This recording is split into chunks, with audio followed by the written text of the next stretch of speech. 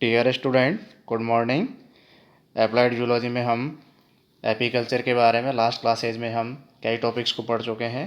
तो इस क्लास में हम इसके पार्ट थर्ड यानी इसके अंतर्गत हम कुछ अध्ययन बिंदुओं का अध्ययन करेंगे, जिसमें हम swarming, supersedure, emergency queen, laying workers और इसके कुछ इंपॉर्टेंट पॉइंट्स हैं उनके बारे में पढ़ेंगे। तो हम स्टार्ट करते हैं।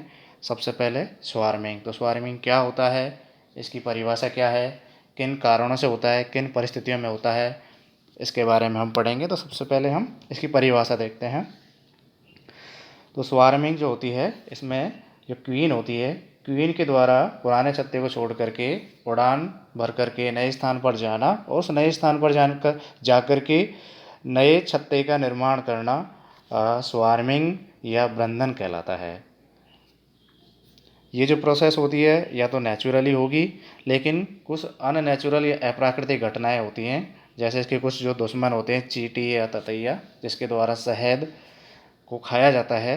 इस वजह से इसके ऊपर अगर छत्ते के ऊपर आक्रमण कर दिया जाए या कोई और फेवरेबल कंडीशंस आ जाए, तो उस कंडीशन में रानी मधुमक्खी के द्वारा पूरी कॉलोनी में से कुछ पार्ट के साथ में, 1/3 पार्ट के साथ या 1/3 जो मेंबर्स होते हैं उनके साथ में उड़ कर के नए स्थान पर जा कर के नए हाइव का या कॉलोनी का निर्माण करना आपका स्वार्मिंग कहलाता है। होता क्या है कि इसकी जो कंडीशन होती है स्वार्मिंग की, वो मुख्यतः दो ही कंडीशन में सबसे ज़्यादा होती है। तो सबसे पहली स्थिति आती है ओवर क्राउडेड।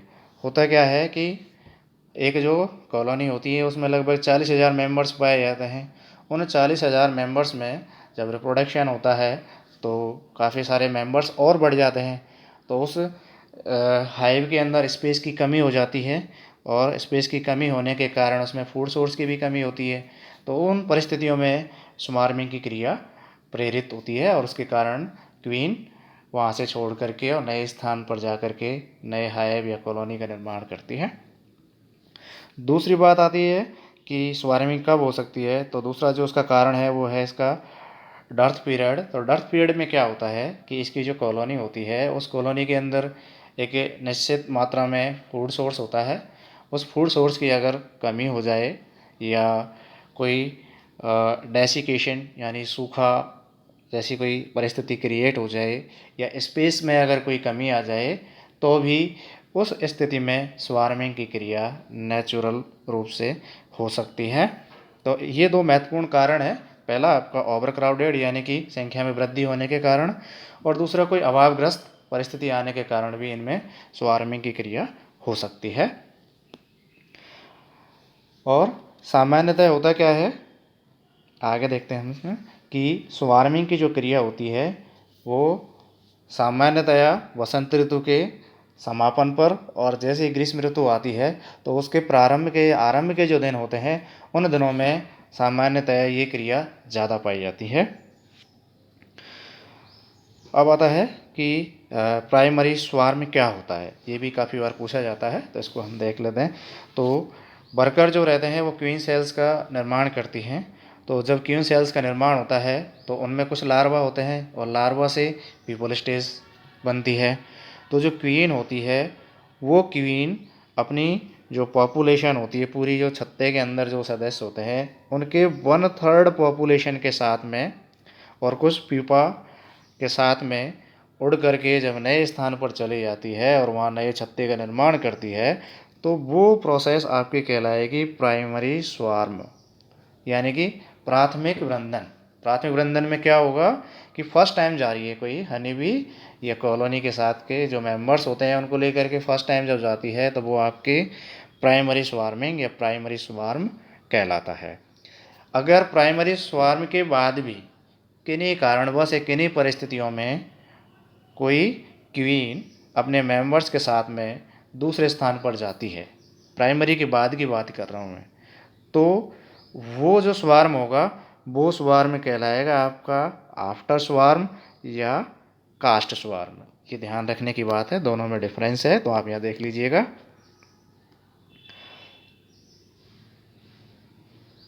अब आता है सुपर सीजर। इसका सेकंड टॉपिक है। तो सुपर सीजर क्या होता है, इसकी परिभाषा क्या है, इसको हम देख लेते हैं।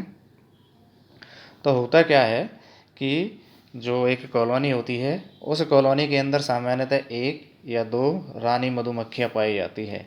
तो ये जो क्वीन होती है, ये क्वीन जब इनके स्पर्मेथिका में किसी कारणवश जब स्पर्म्स की कमी हो जाती है या स्पर्म्स कम हो जाते हैं या ख़त्म हो जाते हैं, तो उस स्थिति में इनमें फर्टिलाइज्ड एग देने की जो कैपेसिटी होती है वो रिड्यूस हो जाती है, और सामान्यतः जो अनफर्टिलाइज्ड या जो अनिषेचित अंडे होंगे वो अधिक संख्या में दिए जाते हैं।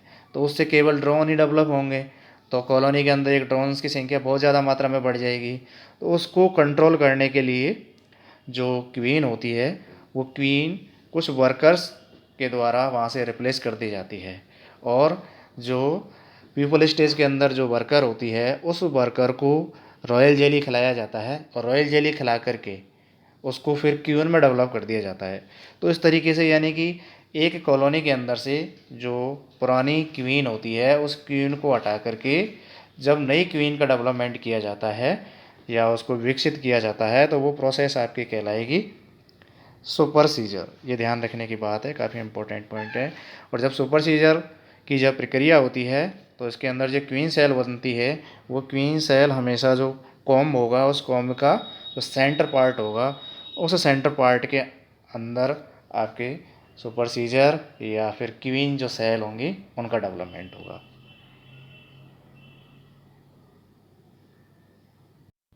तो इस प्रकार हम कह सकते हैं कि पुरानी जो क्वीन होती है उसको नई वर्कर या नई जो क्वीन होती है उसके द्वारा रिप्लेस कर दिया जाता है। तो रिप्लेस करने की जो प्रोसेस होगी और नई क्वीन बनने की जो पूरी प्रोसेस होगी वो आपकी सुपर सीजर कहलाएगी। अब हम आगे देखते हैं इमरजेंसी क्वीन। बात आती है कि इमरजेंसी क्वीन होती क्या है और किन परिस्थितियों में ये डेवलप होती है। जब छत्ते के अंदर जो क्वीन होती है वो किसी प्रतिकूल परिस्थिति के कारण या और किसी कारणवश जब वो मर जाती है या रिप्लेस हो जाती है, तो उस ड्यूरेशन में वर्कर जो रहती है, उस वर्कर के द्वारा वर्कर सेल में जो लार्वा या पीपा जो रहते हैं, उन पीपल में 2 से 5 दिन का जो ड्यूरेशन होता है, उस ड्यूरेशन का जो पीपल पीरियड होता है, उस पीपल पीरियड की जो वर्कर होती है उनको रॉयल जेली खिलाना उनको स्टार्ट कर दिया जाता है। और जैसे ही वो रॉयल जेली खाती हैं, तो रॉयल जेली खाने के बाद में जो आपकी वर्कर होगी वो क्वीन में डेवलप हो जाएगी। तो इस प्रकार से एक तुरंत ही एक इमरजेंसी क्वीन का डेवलपमेंट हो जाता है। तो ये जो प्रोसेस होगी वो आपकी इमरजेंसी क्वीन कहलाती है। अब आता है लेइंग वर्कर्स। लेइंग वर्कर्स में क्या होता है कि जब कोई क्वीन किसी कारणवश कहीं खो जाती है या उनका जो रिप्रोडक्शन या रिप्रोडक्टिव सिस्टम है वो किसी कारणवश से मैच्योर नहीं होता है और केवल अनफर्टिलाइज्ड एग ही देते हैं, और अनफर्टिलाइज्ड जो एग होंगे वो ड्रोन्स में डेवलप हो जाएंगे। तो ये जो प्रोसेस होगी, तो जैसा कि मैंने आपको बताया कि जब कोई क्वीन किसी कारणवश से लॉस्ट हो जाती है, तो जो वर्कर होते हैं उन वर्कर्स में अपना जो रिप्रोडक्टिव सिस्टम होता है उसको वो डेवलप कर लेती हैं, और केवल अनफर्टिलाइज्ड एग ही दिए जाते हैं, और उन अनफर्टिलाइज्ड एग्स के द्वारा केवल ड्रोन्स का डेवलपमेंट होता है। तो इस प्रकार की जो प्रोसेस होगी वो प्रोसेस कहलाएगी आपकी लेइंग वर्कर। और ये प्रोसेस भी क्या होता है कि जो पीपल पीरियड होता है या एग से जो पीपल पीरियड बनता है उसके 2 से ढाई दिन तक ही अवेलेबल होती है, उसके बाद में ये अवेलेबल नहीं होती है। अब आता है इम्पोर्टेंट नोट्स, मतलब इनके बारे में भी हम देख लेते हैं। काफ़ी इंपॉर्टेंट चीज़ है ये, मैं एग्ज़ाम की दृष्टि से काफ़ी महत्वपूर्ण है, तो आप इनको लिख सकते हैं। तो स्टार्ट करते हैं हम सबसे पहले, या देखते हैं कि पॉलीएथिज्म क्या होता है। तो पॉलीएथिज्म क्या होता है कि मैंने आपको पहले भी बताया था पिछली कक्षा में कि एक जो हाइव होता है, उस हाइव के सबसे इम्पोर्टेंट जो मेंबर होते हैं वो मेंबर्स होते हैं आपके वर्कर। तो वर्कर जो रहते हैं उनकी जो काम करने की जो क्षमता होती है वो वीक वाइज, मैंने आपको पहले बताया था कि वीक वाइज अलग अलग होती है। फर्स्ट वीक में अलग काम करते हैं, सेकंड वीक में अलग काम करते हैं, और थर्ड वीक में अलग काम करते हैं। जैसे आपको याद होगा मैंने बताया था आपको नर्स भी, फीडर भी, है ना, या गार्ड भी जो आपको मैंने बताया था, तो वो एक तरीके से सब ग्रुपिंग है इनके फंक्शंस की। तो वो जो ग्रुपिंग है या जो लेबर का जो डिवीजन है, वो लेबर का डिवीजन ही आपका कहलाएगा पॉलीथीजम। ये काफ़ी बार एग्जाम में पूछा जाता है, तो आप इसको ध्यान से पढ़ सकते हैं, देख लीजिएगा।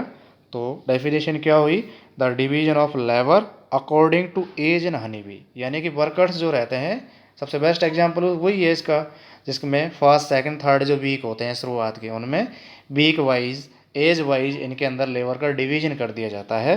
तो वो जो प्रोसेस होगी वो आपकी कहलाएगी पॉलीएथिज्म।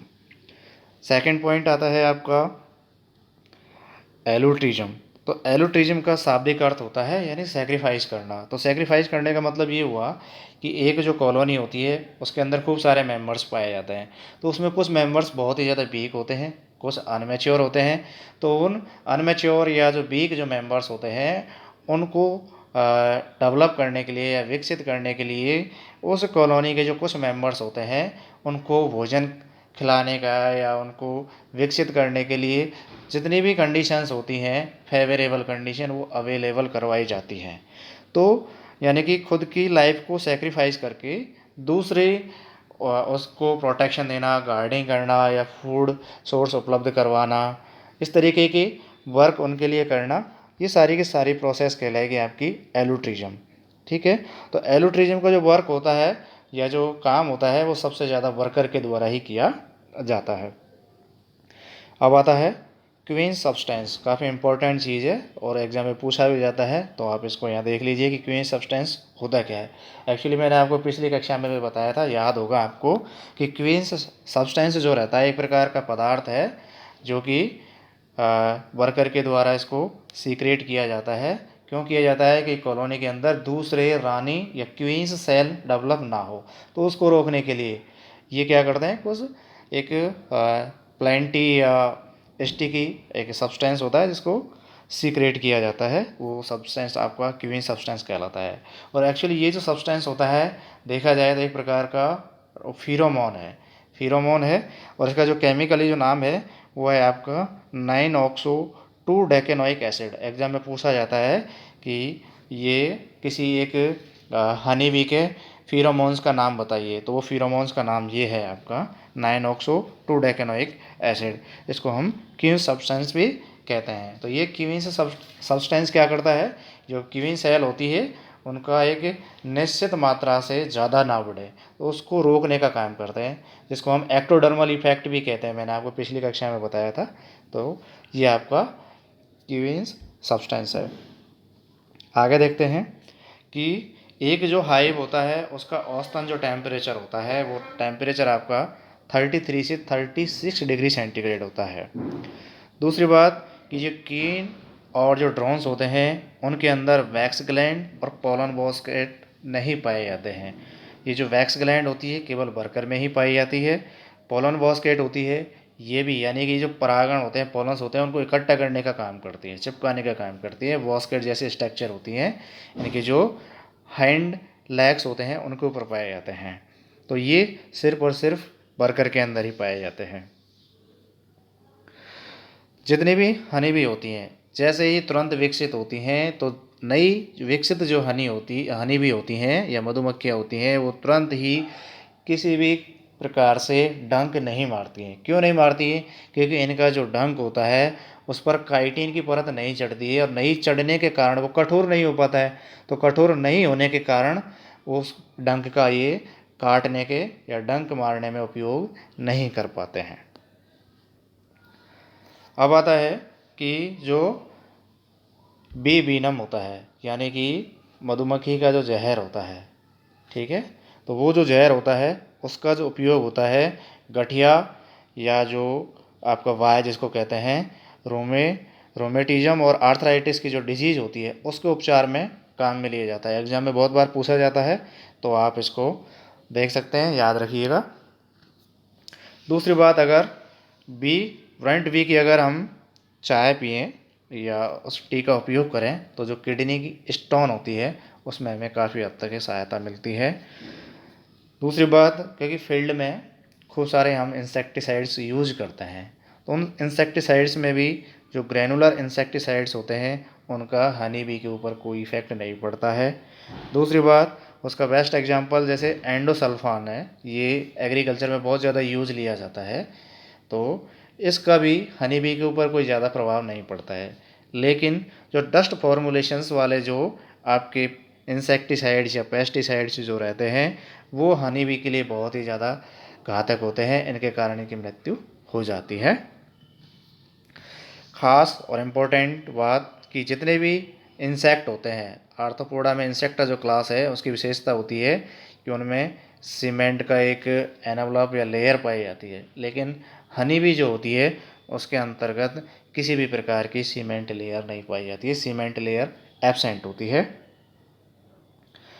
थैंक्स स्टूडेंट्स, आपने मुझे धैर्यपूर्वक सुना, इसके लिए आपका तहे दिल से शुक्रिया। Thank you.